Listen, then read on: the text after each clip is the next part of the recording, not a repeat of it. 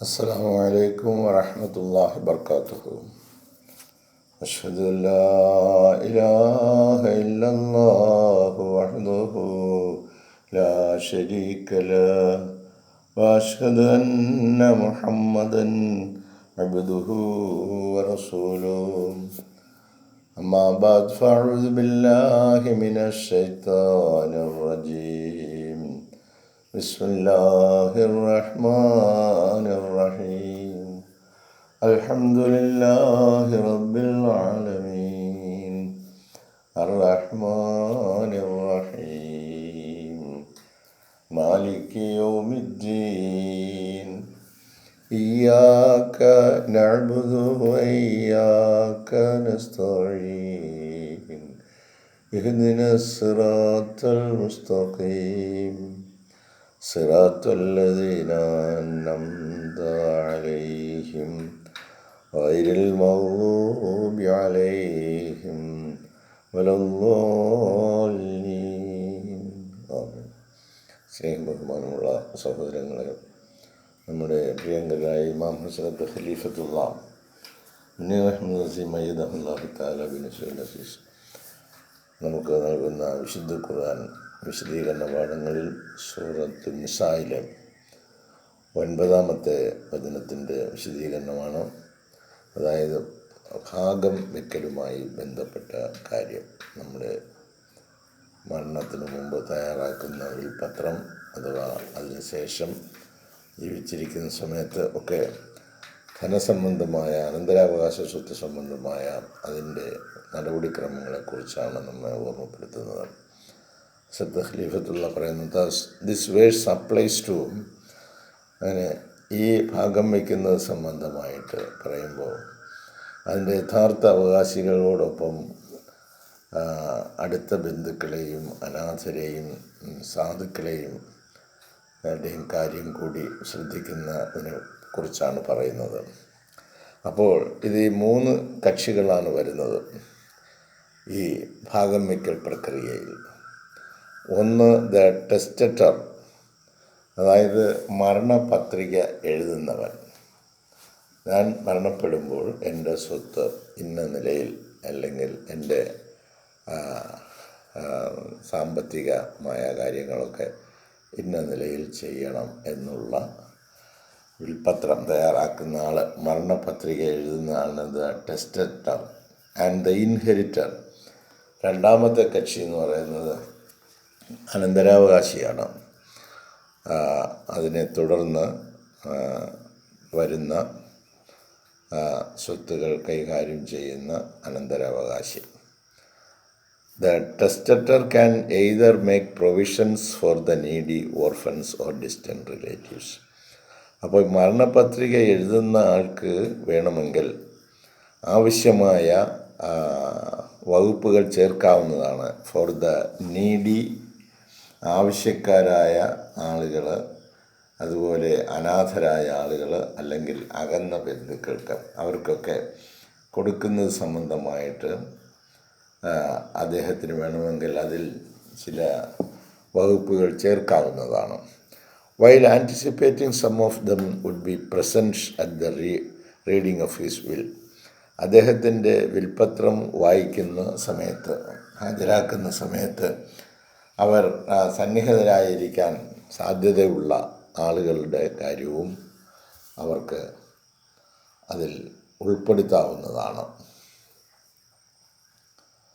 ആയതിനാൽ therefore he can directly put in his will that something out of his wealth be distributed to them so that they do not fall in dire situations. അപ്പോൾ അത്തരത്തിലുള്ള ആളുകൾക്ക് വേണമെങ്കിൽ അത് കൊടുക്കുന്നതിനായി ഈ അനന്തരാവകാശിയെ ചുമതലപ്പെടുത്താവുന്നതാണ്. അത്തരത്തിലുള്ള ആളുകളുടെ പ്രയാസങ്ങൾ ഇല്ലാതെ ആക്കുന്നതിനായിട്ട് ഈ അനന്തരാവകാശ സ്വത്തുക്കൾ വിതരണം ചെയ്യുമ്പോൾ അവരെയും കൂടി അതിനകത്ത് ഉൾപ്പെടുത്തി വിൽപത്രം തയ്യാറാക്കി വയ്ക്കാവുന്നതാണ്. അപ്പോൾ പ്രസ്തുത ആൾ അവർക്ക് വേണ്ടി അത് അവരുടെ ദാരുണമായ അവസ്ഥയ്ക്ക് ഒരു പരിഹാരമെന്ന നിലയിൽ അദ്ദേഹം മുൻകൂട്ടി കാണുന്നുവെങ്കിൽ പ്രസ്തുത കാര്യം വിൽപ്പത്രത്തിൽ രേഖപ്പെടുത്തി വെക്കാവുന്നതാണ്.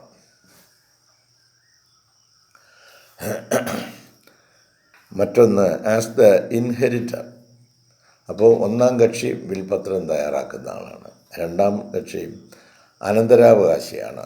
After receiving his share from the deceased person, ഈ മരണപ്പെട്ട വ്യക്തിയിൽ നിന്ന് അദ്ദേഹത്തിന് കിട്ടേണ്ട ഓഹരി ലഭിച്ച ശേഷം, therefore out of his free will, അദ്ദേഹത്തിന് ലഭിച്ചു കഴിഞ്ഞാൽ അദ്ദേഹത്തിൻ്റെ ഇഷ്ടപ്രകാരം out of his free will he can give part of his own inheritance to the needy people.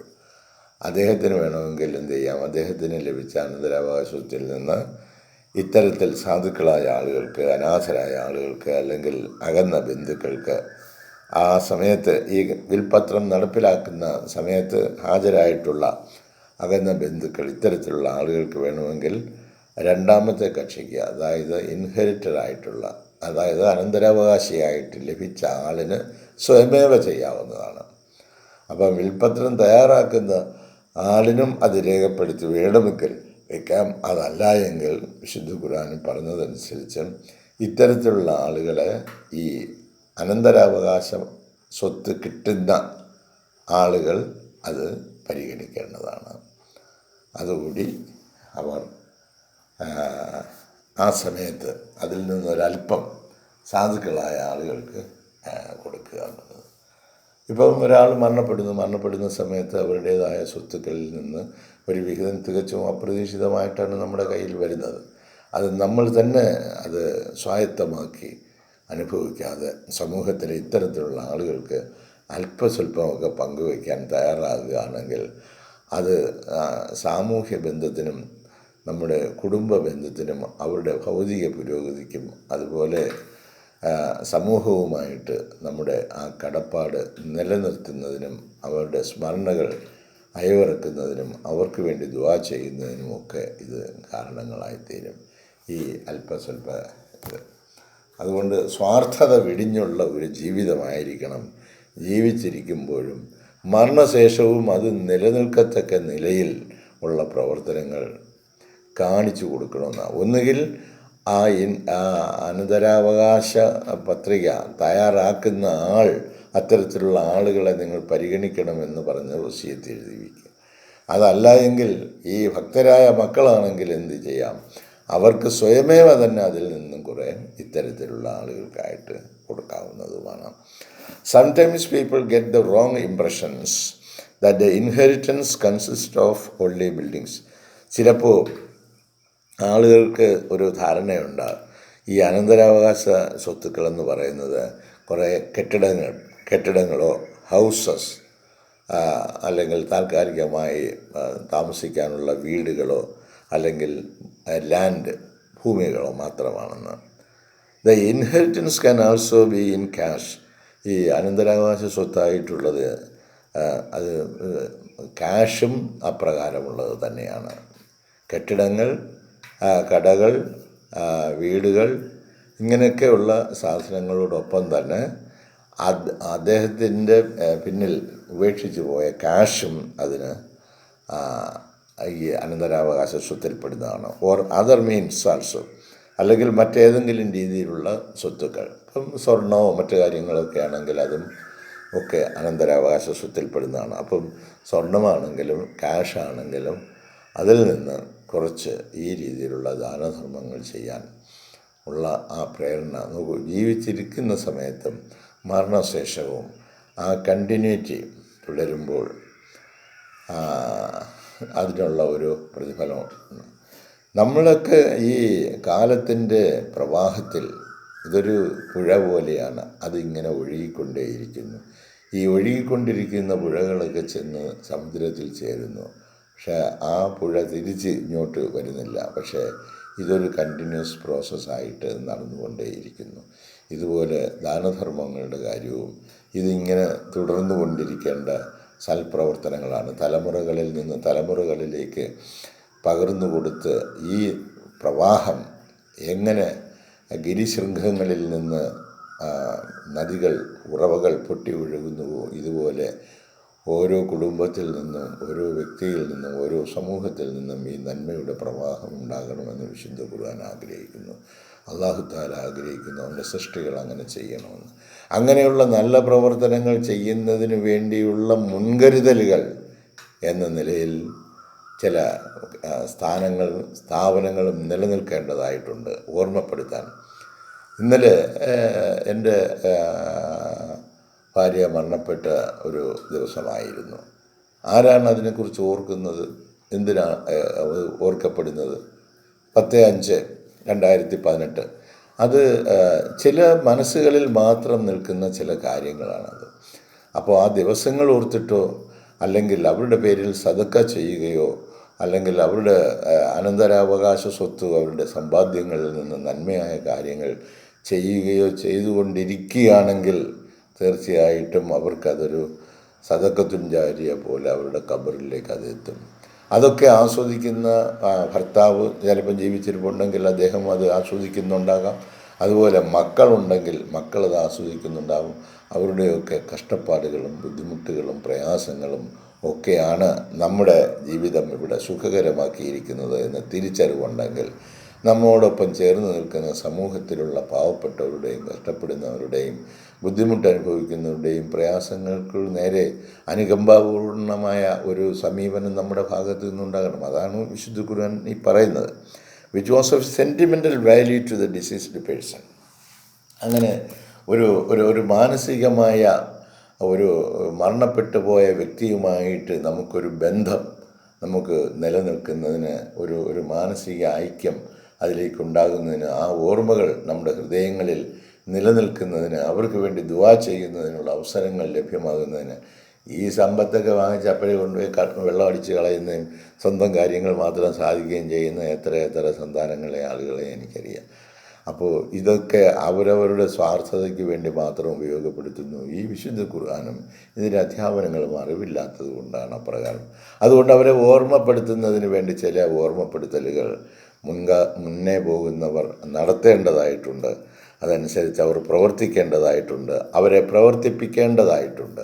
അതവർ മറന്നു പോകാം. ഫദക്കർ ഇന്നമാ അൻത മുദക്കർ, നീ അവർക്ക് ഉത്ബോധനം ചെയ്യുക, നീ ഉത്ബോധനം ചെയ്യുന്നവനാണ് എന്ന് പറഞ്ഞ് നബിക്ക് കൊടുത്ത സ്ഥാനം എല്ലാ സത്യവിശ്വാസിക്കും അള്ളാഹു കൊടുത്തിരിക്കുന്നതാണ്. നിങ്ങളിത് ഉത്ബോധനം ചെയ്യണം കേട്ടോ.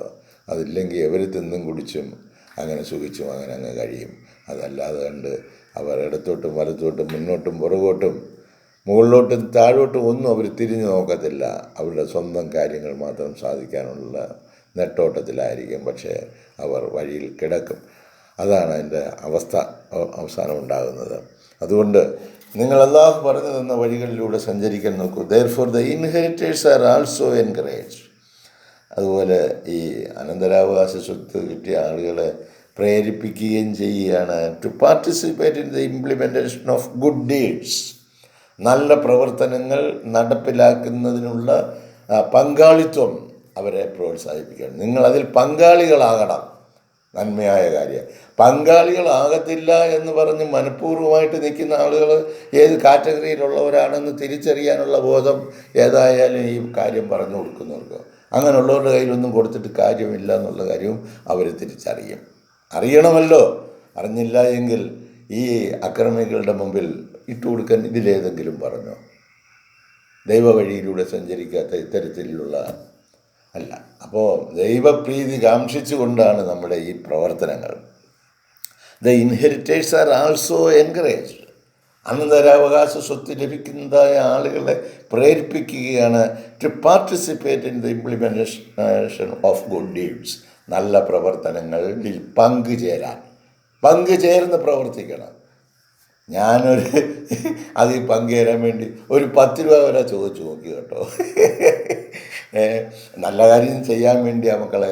നിങ്ങൾ ഇത് ഒരു ദിവസം ഒരു 10 രൂപ മാറ്റി വെച്ച്, അപ്പോൾ അവർ ചിലപ്പം വേണേൽ വാദിക്കും. ഞങ്ങൾ 10 അല്ല, ഞങ്ങൾ 100 വീതം ഞങ്ങൾ ചിലവഴിക്കും. പക്ഷേ ഇയാൾ ചോദിച്ചെടുത്ത് തരണമെന്നെന്താ? അങ്ങനെയൊക്കെ ചിലപ്പം ചോദിച്ചൊന്നും വരാം. ഏതായാലും വീണ്ടും ഉണർത്തുകയാണ്. നിങ്ങൾ ഉറങ്ങിപ്പോകരുത്. നിങ്ങൾ ഉണർന്നിരിക്കണം. എങ്കിലേ തഹജ്ജുദ് നമസ്കാരം കിട്ടൂ. എന്നാലേ സുബഹി നമസ്കാരം കിട്ടൂ, എന്നാലേ ദർസുൽ ഖുർആൻ കിട്ടൂ, എന്നാലേ നിങ്ങളുടെ ആത്മീയ ചോദന ഉണരുകയുള്ളൂ. അങ്ങനെ ഉണർന്നെങ്കിൽ മാത്രമേ നിങ്ങൾ കർമ്മനിരതരാകൂ. അതല്ല എങ്കിൽ പിശാച് നിങ്ങളെ പിടിച്ച് ബന്ധിച്ച് അവൻ്റെ കെണിയിലാക്കി ഇങ്ങനെ മുറുക്കിയിട്ടിരിക്കും. ഒന്നും കൊടുക്കരുത്, ആർക്കും ഒന്നും കൊടുക്കരുത്. കൊടുത്തു പോയാൽ നിങ്ങൾ തീർന്നു പോകും. രക്ഷാമാർഗമാണ് പറയുന്നത്. കൊടുത്ത് രക്ഷ കണ്ടെത്തിക്കണം. Implementation of good deeds by seeing to it that any one of these three categories of people, 3 വിഭാഗം ആളുകളെ കുറിച്ച് ഇവിടെ പറഞ്ഞു. 1, മരണം പത്രിക തയ്യാറാക്കുന്നവൻ. 2, ഇത് അതിൻ്റെ അനന്തരാവകാശിയായി വരുന്നവൻ. 3, ഈ സാധുക്കളായ ആലംബഹീനരായ ആളുകൾ. അപ്പോൾ ഈ 3 categories of people mentioned in this verse is cared for. ഈ 3 കാറ്റഗറിയിൽപ്പെട്ട ആളുകളും ഇത് സംബന്ധമായിട്ട് പ്രത്യേക സൂക്ഷ്മത പാലിക്കണം. എഴുതുന്നവനും, അതായത് കൊടുക്കുന്നവനും, അതുപോലെ അത് കിട്ടി വാങ്ങിക്കുന്നവനും, അതുപോലെ സമൂഹത്തിലുള്ള ഈ ആളുകളുടെ കാര്യം 3 കൂട്ടരും അത് പരിഗണിച്ചോണം, വേണ്ടതുപോലെ ചെയ്തോണം. സ്വന്തമാക്കി വയ്ക്കല്, കുറച്ച് കൊടുക്കണേ, ഇങ്ങനെയൊക്കെ ചെയ്യണം. ടു എ സർട്ടൺ എക്സ്റ്റെൻറ്റ്, ഒരു പരിധി വരെ. അതിന് ന്യായം നീതിയൊക്കെ ഉണ്ട്, ഒരല്പം. From his own inheritance. അപ്പോൾ ഇങ്ങനെ അനന്തരാവകാശ സ്വത്തായി കിട്ടുന്ന ആളുകൾക്ക് അവർക്ക് കിട്ടിയതിൽ നിന്ന് ഒരു ശകലം കൊടുക്കുക. അങ്ങനെ നിങ്ങളും എന്ത് ഒരു മാതൃക അവിടെ സൃഷ്ടിക്കുക. He must bear in mind that, അവൻ തീർച്ചയായിട്ടും ഓർത്തിരിക്കണം, who knows he could have been in the place of the 3 categories of person mentioned. ഈ പറയപ്പെട്ട ഏതെങ്കിലും ഒരു കാറ്റഗറിയിൽപ്പെട്ട വ്യക്തി ആകാം അവൻ. And thus bearing the heavy burden of misery. അങ്ങനെ അവനും വളരെ പ്രയാസമേറിയ സാഹചര്യത്തെ നേരിടേണ്ടവനാണ്. അപ്പോൾ ഈ 3 കാറ്റഗറിയിൽ ഏത് വേണമെങ്കിലും ആകാം. അപ്പം നമ്മളും ആവശ്യക്കാരനോ അല്ലെങ്കിൽ പ്രയാസം അനുഭവിക്കുന്നവരോ അല്ലെങ്കിൽ ബുദ്ധിമുട്ടുള്ളവരോ ആയി തീരാം. ഏത് കാറ്റഗറിയിൽ വേണമെങ്കിലും നിങ്ങൾ ആകാം. വാങ്ങിക്കുന്നവനാകാം, കൊടുക്കുന്നവനാകാം, ഇടയ്ക്ക് നിന്ന് സ്വീകരിക്കുന്നവനാകാം. ഏതിൽ വേണമെങ്കിലും അല്ലാഹു തആല നിങ്ങളെ പെടുത്താൻ കിട്ടും. അതുകൊണ്ട് ജീവിച്ചിരിക്കുന്ന സമയത്ത് ഈ വിശുദ്ധ ഖുർആനിൽ പറഞ്ഞിരിക്കുന്ന അധ്യാപനങ്ങളെക്കുറിച്ച് ശരിക്കും ആഴത്തിൽ ചിന്തിക്കുകയും അത് പ്രവൃത്തിപഥത്തിൽ വരുത്തുകയും ചെയ്യുക. താമസിച്ച് പോയാലും നിങ്ങൾക്ക് അനന്തരാവകാശ സ്വത്തുക്കൾ വല്ലതും കിട്ടിയിട്ടുണ്ടെങ്കിൽ അതിൽ നിന്ന് അല്പസ്വല്പം ദാനം ചെയ്യാൻ വേണ്ടി ഈ വചനവും ഈ ഉപദേശങ്ങളും പ്രചോദനമാകുന്നുവെങ്കിൽ താമസിച്ച് പോയെങ്കിലും ചെയ്യാം. അങ്ങനെ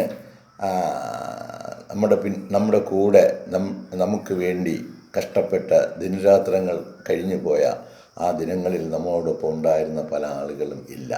അവരുടെ സമ്പാദ്യങ്ങൾ അപ്പാടെ നമ്മുടെ കൈകളിലേക്ക് വന്നിട്ടുണ്ട്.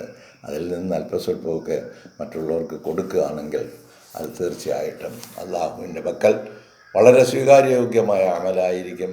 അതങ്ങനെ ചെയ്യണം. അങ്ങനെയുള്ള സൽപ്രവർത്തനങ്ങൾ ചെയ്യുന്നവർ ജീവിച്ചിരിക്കുന്ന സമയത്ത് മരണപ്പെട്ട് കഴിഞ്ഞാലും അവരുടെ സ്മരണകൾ ഭൂമുഖത്ത് നിലനിൽക്കുന്നതിന് അവരുടെ സമ്പാദ്യങ്ങൾ നന്മയായ കാര്യത്തിനായി ചിലവഴിച്ചുകൊണ്ടിരിക്കുന്നു എന്നുള്ള ഓർമ്മപ്പെടുത്തൽ തീർച്ചയായിട്ടും ഒരു വൃക്ഷം പോലെയാണ്. ആ വൃക്ഷം ഒരു മനുഷ്യൻ നട്ടു, അത് വളർന്നു, അത് കായ്കളും പൂക്കളും കിട്ടി. അവൻ മരണപ്പെട്ടാലും അതിൽ നിന്നുള്ള സൽഫലങ്ങൾ ഭൂമിയിൽ നിലനിൽക്കുകയും മനുഷ്യരും മൃഗങ്ങളും പക്ഷികളും ഭക്ഷിക്കുന്നത് പോലെ താൻ മരണപ്പെട്ട് കഴിഞ്ഞാലും തന്നിൽ നിന്നുള്ള സൽപ്രവർത്തനങ്ങളുടെ അംശങ്ങൾ ഈ ഭൂമുഖത്ത് നിലനിൽക്കുകയും അതിനെ നിലനിർത്തുന്നതിനായിട്ട് ഈ ഇൻഹെറിറ്റേഴ്സായിട്ടുള്ള ആളുകൾ, അനന്തരാവകാശികളായിട്ട് വരുന്നവർ, അതുപോലെ ഈ നീടി ആവശ്യക്കാരായ ആളുകളെ, സാധുക്കളായ ആളുകളെ, വിധവകളായ ആളുകളെ, ഇങ്ങനെയൊക്കെയുള്ള ആളുകളെയും അല്ലാഹു തആല സൃഷ്ടിച്ചിരിക്കുന്നു ഈ നന്മ നിലനിർത്തുന്നതിന്, നന്മയെ പരിപോഷിപ്പിക്കുന്നതിനും. അതിന് നിങ്ങൾ പരിശ്രമിക്കുന്നുണ്ടോ എന്നുള്ളത് ഒരു അടിസ്ഥാനപരമായ കാര്യമാണ്. പരിശ്രമിക്കുന്നു എങ്കിൽ നിങ്ങൾക്ക് നേതൃത്വം കൊടുക്കുന്ന, നിങ്ങൾക്ക് നന്മയിലേക്ക് വഴി കാണിക്കുന്ന ആളുകൾ പറയുന്ന നന്മയായ കാര്യങ്ങളിൽ കൊടുക്കുവാനും അത് ചെലവഴിക്കുവാനുമുള്ള മനസ്സ് കാണിക്കണം. ആദ്യം ചെറിയ മണികൾ കൊടുക്കാൻ നോക്കുക. വലുതൊന്നും എടുത്തു കൊടുത്ത് കളയരുത്. ഇത് കേട്ട് എല്ലാം അങ്ങ് പോട്ടെ, അങ്ങനെ വേണ്ട. ഹെൽപ്പ് കൊടുക്കണം കേട്ടോ. അള്ളാഹു താല നമ്മളെ ഐഹിക ലോകത്തും പാരത്രിക ലോകത്തും പരിശുദ്ധമായ ഖുർആൻ ഷരീഫിൽ നൽകുന്ന ഈ പരിപാവനമായ അധ്യാപനങ്ങൾ അനുസരിച്ച് ജീവിക്കുവാനുള്ള തൗഫീഖ് നൽകട്ടെ എല്ലാവർക്കും. ഖലീഫത്തുള്ള കുറേ ഏതോ ഒരു കുട്ടിയെക്കുറിച്ചൊക്കെ പറയുന്നുണ്ട്. ആ കുട്ടിയുടെ രോഗശമനത്തിനായിട്ട് ദുആ ചെയ്യുക. അള്ളാഹു താലയുടെ പ്രത്യേക സംരക്ഷണയിലായിരിക്കട്ടെ. അള്ളാഹു തൗഫീഖ് ചെയ്യുകയാണെങ്കിൽ അടുത്ത പുതിയ വചനവുമായി നാളത്തെ പ്രഭാതത്തിൽ നമുക്ക് വീണ്ടും കാണാം. ജസാക്കുമുല്ലാഹ് ഖൈറൻ ജസാ. അസ്സലാമു അലൈക്കും വറഹ്മത്തുള്ളാഹി വബറകാതുഹു.